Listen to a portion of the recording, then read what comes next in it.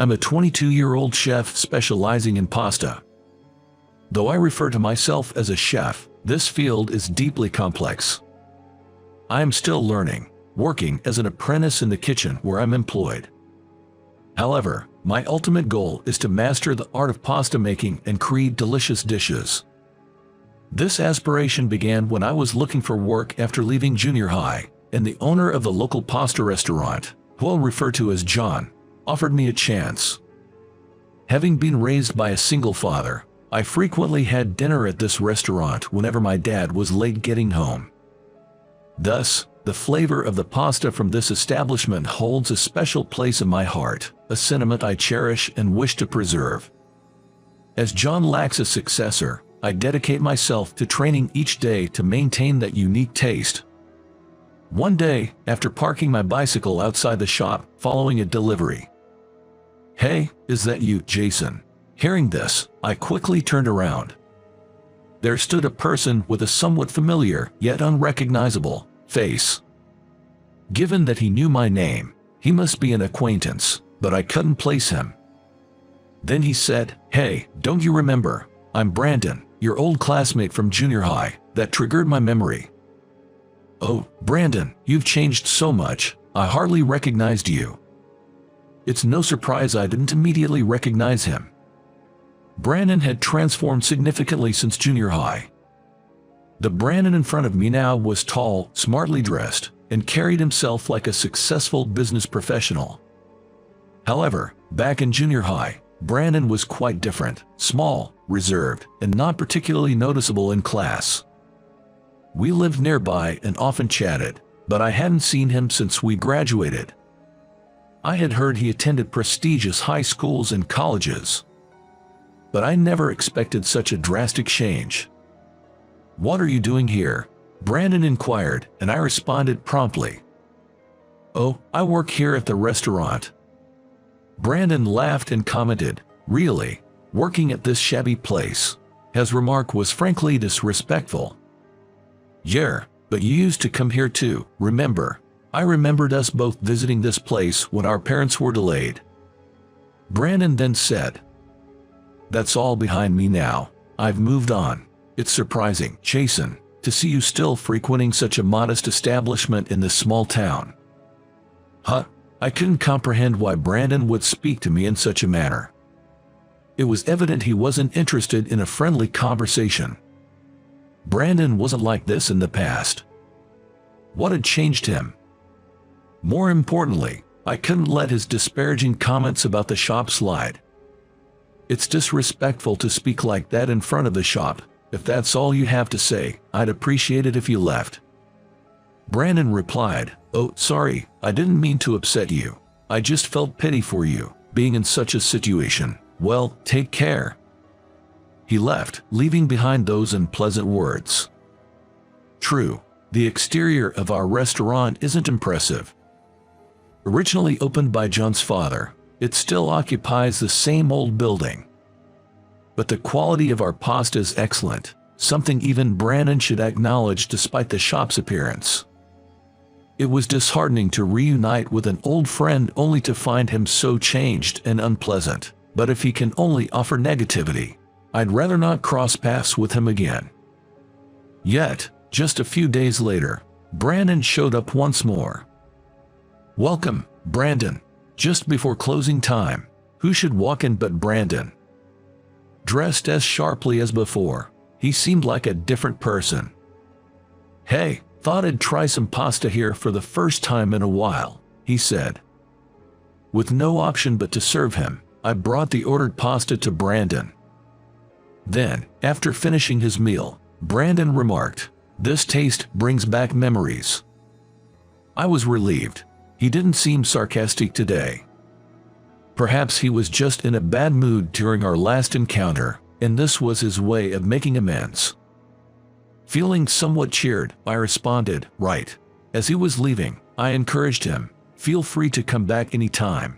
You might be accustomed to more upscale dining, but I think our place has its unique appeal." "Oh, thanks," he replied. After this, Brandon extended an unexpected invitation. Actually, We're planning a junior high reunion next month. I'd like you to come, Jason.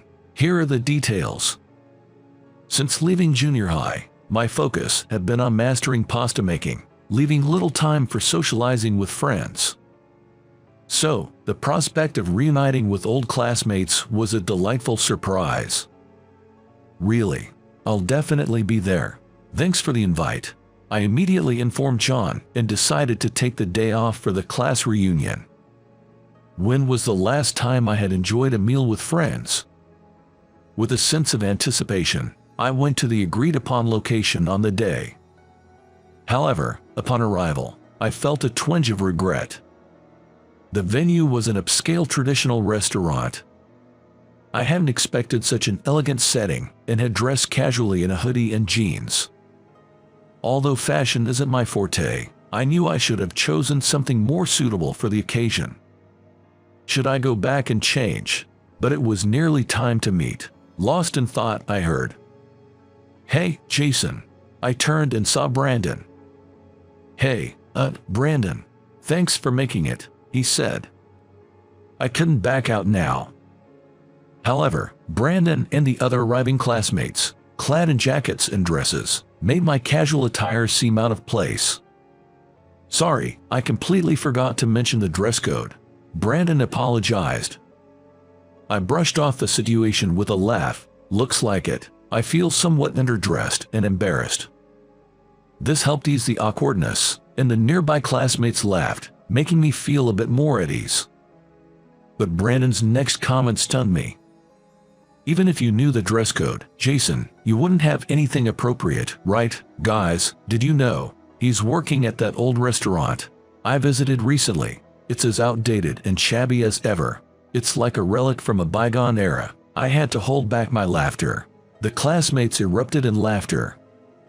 I had hoped Brandon had changed, but he was again making disparaging remarks, just like when we reconnected. His demeanor fluctuated each time we met, and I couldn't fathom his motives. As I took my seat, Brandon's behavior dampened my enjoyment of the reunion. The dynamic among the others was strange too, as if they were vying for Brandon's favor. I hadn't continued to high school, but I realized that everyone present had attended the same high school as Brandon. While pondering whether something had transpired during their high school years. "Hey, Jason, it's been a while." Ethan approached me and said. With most classmates gravitating towards Brandon, I candidly asked Ethan, "Don't you find Brandon and the others' behavior odd? Did something happen in high school?"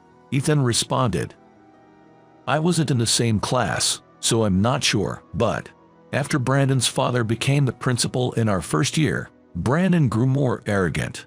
It's a competitive school, and falling out with Brandon was seen as problematic. Since then, everyone's behaved this way. It seems the old pecking order still influences them, even after graduation." This shed light on Brandon's domineering attitude and the others' conduct. Yet, I still couldn't fully understand his harshness towards me.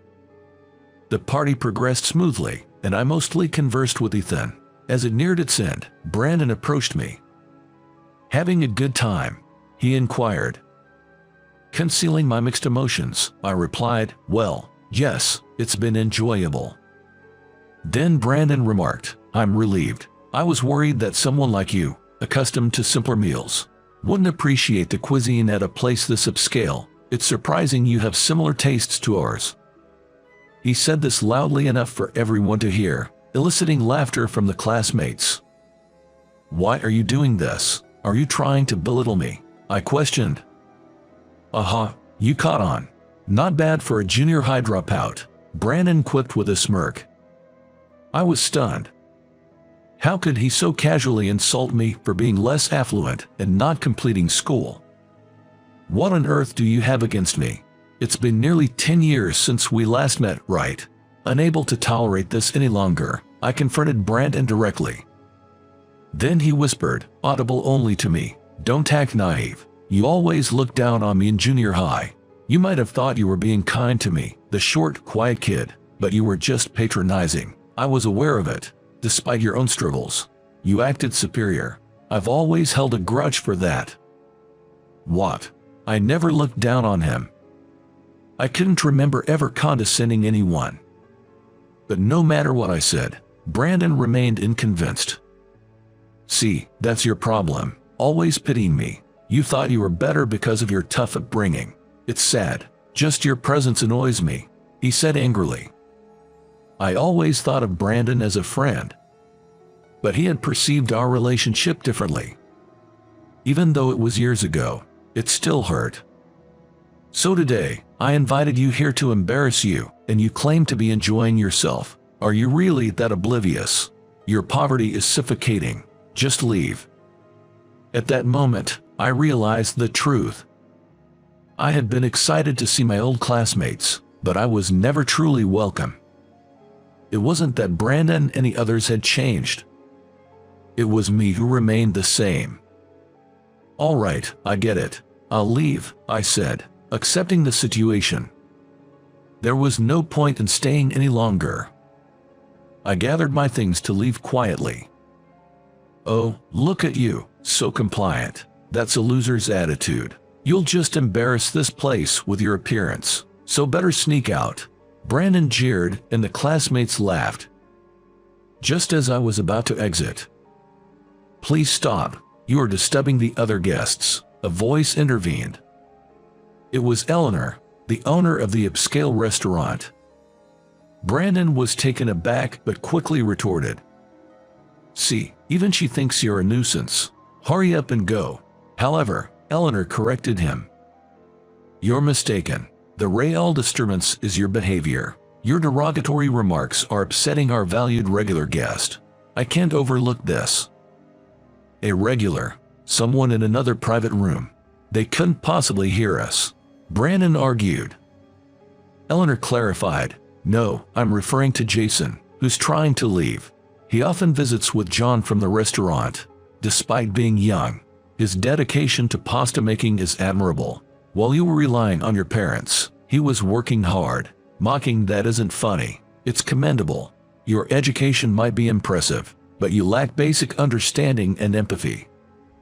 Indeed, John had frequently brought me to this restaurant. It wasn't just for the cuisine, but also to learn about the exceptional service. Eleanor's support was unexpected but deeply appreciated. You, how dare you speak to a customer like that? I won't return here, Brandon exclaimed, visibly offended. Eleanor responded calmly, that's fine. We prefer guests who respect others. Brandon left the restaurant, visibly frustrated. The other classmates followed him out, all except for Ethan. Thank you so much, Eleanor. When I expressed my gratitude, Eleanor smiled and said this. It's okay.